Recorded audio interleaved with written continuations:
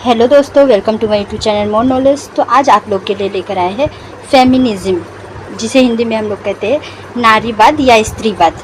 ठीक है, नारीवाद और स्त्रीवाद सेम है आप लोगों का। तो ये जेंडर, स्कूल एंड सोसाइटी का वेरी इंपॉर्टेंट टॉपिक है नारीवाद, जो कि बहुत बार पूछे जाते हैं। ठीक है, तो नारीवाद क्या है और उसकी विशेषताएँ क्या है वो आज हम लोग पढ़ेंगे। ठीक है, तो चलिए स्टार्ट करते हैं। सबसे पहले हम लोग देंगे परिचय। ठीक है, तो नारीवाद शब्द की उत्पत्ति अंग्रेजी भाषा के शब्द फीमेल से हुई है। ठीक है, नारीवाद जो है वो अंग्रेजी भाषा फीमेल से उत्पन्न हुई है। ठीक है, जिसका अर्थ होता है स्त्री या फिर स्त्री संबंधी, स्त्री या फिर स्त्री के संबंध में।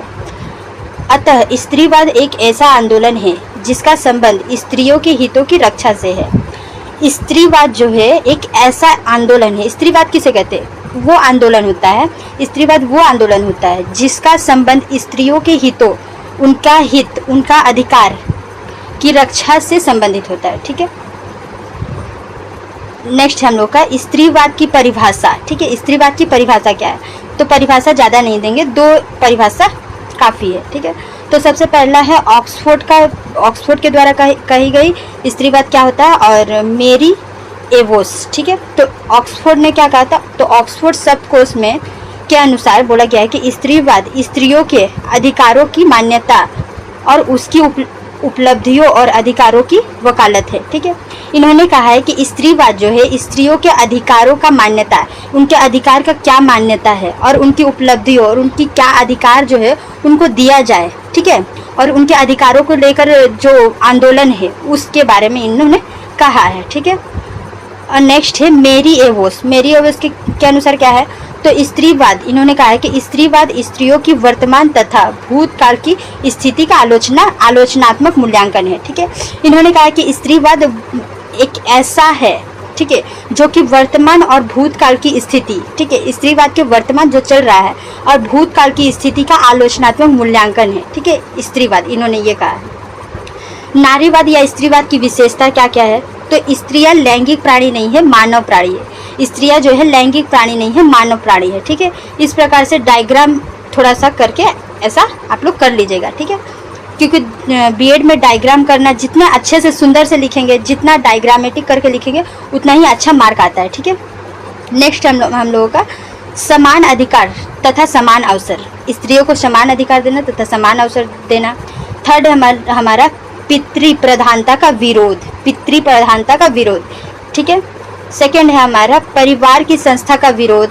नेक्स्ट है स्त्रियों की परंपरावादी भूमिका में परिवर्तन। स्त्रियों के जो भी परंपरावादी, जो परंपरा से चलते आ रहा है कि स्त्री घरों में काम करेंगे, पुरुष बाहर काम करेंगे, तो इस प्रकार का जो सोच है उसकी भूमिका में परिवर्तन लाना। ठीक है, स्त्रीवाद का विशेषता है एक पति एक पत्नी विवाह का विरोध। एक पति और एक पत्नी विवाह का विरोध करेंगे। ठीक है, बच्चों की सार्वजनिक देखभाल। ठीक है, बच्चों का जो सार्वजनिक देखभाल होता है, सारा देखभाल जो होता है वो स्त्रियां ही करेंगे, इस बात को लेकर विरोध किया गया है स्त्रीवाद में। स्त्रीवाद होता क्या है? स्त्रीवाद उसे ही कहते हैं जो कि स्त्रियों के अधिकार, स्त्रियों का हक को लेकर जो आंदोलन होता है वही हम लोग का होता है स्त्रीवाद, और स्त्रीत्व ऐसा बोला जाता है। ठीक है, स्त्रीत्व या स्त्रीवाद उसे ही कहते हैं। ठीक है, नेक्स्ट है हमारा लैंगिक स्वतंत्रता। ठीक है, लैंगिक स्वतंत्रता। नेक्स्ट है हमारा निजी संपत्ति का विरोध, खुद के संपत्ति का विरोध। ठीक है, निजी संपत्ति का विरोध किया गया है। स्त्रियों की आर्थिक स्वनिर्भरता, स्त्रियों के आर्थिक रूप से स्त्रियों को स्वनिर्भर होना, ठीक है, महत्वपूर्ण है, ऐसा स्त्रीवाद में कहा गया है। स्त्रियां एक उत्पीड़न वर्ग है, स्त्रियां जो है एक उत्पीड़न वर्ग है। ठीक है, तो ये हमारा एक क्या था? हेडिंग था। ठीक है, हेडिंग्स थे, बीट थे। ठीक है, तो इसका हम लोग पढ़ेंगे इसके बारे में। ठीक है, ये बीट के बारे में कि क्या है इसके अंदर में। ठीक है, तो फर्स्ट था हमारा स्त्रियां लैंगिक प्राणी नहीं है, मानव प्राणी है। ठीक है, इसमें क्या कहा गया है? तो हेडिंग ही, बीट ही देख के आप लोगों को पता चल रहा है, पढ़ के पता चल रहा है कि स्त्रियां क्या है? लैंगिक प्राणी नहीं है, एक मानव प्राणी है।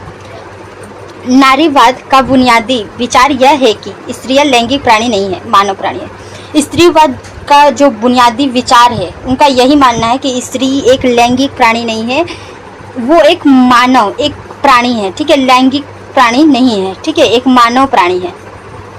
इस विचारधारा के समर्थकों का कहना है स्त्रीवाद की विचारधाराओं को। ठीक है, स्त्रीवाद, इस मतलब स्त्रीवाद विचारधारा के समर्थक जो है उन लोगों का कहना है कि स्त्रियों को केवल माता, पत्नी तथा बहन के रूप में ही नहीं देखा जाना चाहिए, ठीक है, बल्कि इंसान के रूप में देखा जाना चाहिए। उनका कहना था कि स्त्री सिर्फ एक स्त्री के रूप में नहीं, एक माता के रूप में नहीं, एक बहन के रूप में ही नहीं, उन्हें एक मानव के रूप में देखना चाहिए कि मानव जो हम हैं, ठीक है, हम हैं वो भी वही मानव है, स्त्री भी वही मानव है, जो पुरुष है वही स्त्री है, दोनों सेम ही है, सेम ही मानव है, ठीक है, ऐसा मान के चलना चाहिए, बल्कि उसे एक इंसान के रूप में देखा जाना चाहिए, ठीक है। सेकंड बीट है हमारा समान अधिकार तथा समान अवसर, स्त्रियों को समान अधिकार देना तथा समान अवसर देना, ठीक है। नारीवाद के समर्थकों का कहना है कि जीवन के प्रत्येक क्षेत्र में स्त्रियों को पुरुषों के समान अधिकार तथा समान अवसर प्रदान किए जाना चाहिए, ठीक है, किया जाना चाहिए। स्त्रियों को पुरुषों के समान अधिकार देना चाहिए, उनके समान अधिकार तथा कुछ भी करने के लिए समान अवसर देना चाहिए, ठीक है, ये स्त्रीवाद का कहना है, ठीक है। पुरुषों के समान सामाजिक अधिकार, आर्थिक अधिकार, राजनीतिक अधिकार तथा सांस्कृतिक अधिकार मिलने चाहिए। पुरुषों के समान स्त्रियों को समान सारे परिस्थिति में समान अधिकार मिलने चाहिए, ठीक है। थर्ड बीट है हमारा पितृ प्रधानता का विरोध, ठीक है। यहाँ पे स्त्रीवाद जो है, स्त्रीवाद के विचारक जो है उन लोगों का कहना है कि पितृ प्रधानता का विरोध होना चाहिए, पितृ प्रधानता का विरोध होना चाहिए, क्योंकि स्त्रीवाद जो नारीत्व बोला जा रहा है कि नारीवाद पितृ प्रधानता को ही स्त्रीत्व के शोषण तथा दमन का कारण माना जाता है। नारीवाद का जो भी कारण है, बोला गया है कि कारण जो है वो पितृ प्रधानता के कारण ही होता है, ठीक है। यहाँ पे देखिए बोला गया है कि नारीवाद जो है पितृ प्रधानता को ही स्त्रियों के शोषण तथा दमन का एक महत्वपूर्ण कारण माना है, ठीक है। स्त्रियों का जितना भी शोषण होता है, दमन होता है, ठीक है, उन लोगों को सिर्फ और सिर्फ पितृ प्रधानता के कारण ही होता है, ठीक है। पितृ प्रधानता को बोला जा रहा है कि एक कारण के रूप में माना गया है। किस कारण के रूप में? स्त्रियों के शोषण और दमन होने का कारण माना गया है, ठीक है। स्त्रीवादी ऐसी सामाजिक व्यवस्था का विरोध करते हैं, ठीक है। स्त्रीवादी जो होता है किस प्रकार का? पितृ प्रधानता का विरोध करते हैं, ठीक है, जो कि देखे होंगे कि घर से लेकर समाज तक, ठीक है, पितृ प्रधानता हम लोग को देखा जाता है, ठीक है। घर में भी हम लोगों का पितृ प्रधानता देखा जाता है। घर का जो भी कोई भी फैसला लेना हो तो वो पुरुष लोग ही लेंगे, या तो पिता लेंगे या फिर बड़े भाई लेंगे, ठीक है। तो स्टार्टिंग से ही हमारा जो हमारा समाज रहा है, हमारा परिवार रहा है, वो पितृ प्रधान रहा है, ठीक है। लड़कियों से लड़कों को अधिक महत्व दिया जाता है, वो घर में हो या फिर समाज में हो, ठीक है। तो ये क्या हुआ? पितृ प्रधानता हुआ, पितृ को अधिक प्रधानता दिया जा रहा है, ठीक है, तो ऐसा बोला गया। सेकंड बीट है हमारा परिवार की संस्था का विरोध। परिवार की संस्था का भी विरोध किए, किसने किया है? स्त्रीवादिताओं ने, ठीक है, स्त्रीवादों ने, ठीक है। नारीवाद स्त्रीवाद सेम है, ठीक है। नारीवाद जो भी है, ठीक है, उन लोग नारीवाद के जो भी नारीवाद के समर्थक जो भी है, उन लोग परिवार की संस्था का भी विरोध किया है। क्यों किया है? तो परिवार की संस्थाओं में फर्स्ट हम लोग का परिवार से ही लेकर स्टार्ट होता है कि ये नारी का अधिकार है, ये पुरुष का अधिकार है। इस प्रकार से स्टार्टिंग परिवार से ही हुआ है, परिवार की संस्थाओं से हुआ है। तो वही बोला गया कि नारीवाद के कुछ समर्थक परिवार की संस्था को स्त्रीत्व की अधीनता तथा शोषण का एक महत्वपूर्ण कारण मानते हैं, ठीक है। क्योंकि देखिए स्टार्टिंग से ही हम लोगों को पुरुष को अधिक मतलब शिक्षा देने पर जोर दिया जाता है, स्त्रियों को कम दिया जाता है। हम लोगों का जब बच्चों का जन्म होता है, तो जब लड़का जन्म होता है तो बहुत खुशियाँ मनाई जाती है, वहीं पर लड़की जन्म होती है तो मातम सा छा जाता है। तो इस प्रकार का जो परिवार का संस्था है, उनके वजह से ही क्या आती है? स्त्रियों की अधीनता तथा शोषण देखने को मिलता है, ठीक है। आगे है परिवार में स्त्री की भूमिका को घर के 4 दीवारी के अंदर तक ही सीमित कर दिया गया है। परिवार के अंदर ही हम लोगों का क्या करते हैं? स्त्रियों को 4 दीवारी के अंदर तक ही सीमित रखा जाता है, ठीक है, और पुरुषों को आज़ादी दिया जाता है, स्वतंत्रता दिया जाता है, ठीक है। और स्त्रियों को केवल घर तक ही सीमित रखा जाता है। घर में ही रहेंगे स्त्रियां, घर के ही काम काज करेंगे, घर के बाल बच्चों का सेवा करेंगे, पालन पोषण करेंगे उनका, ठीक है।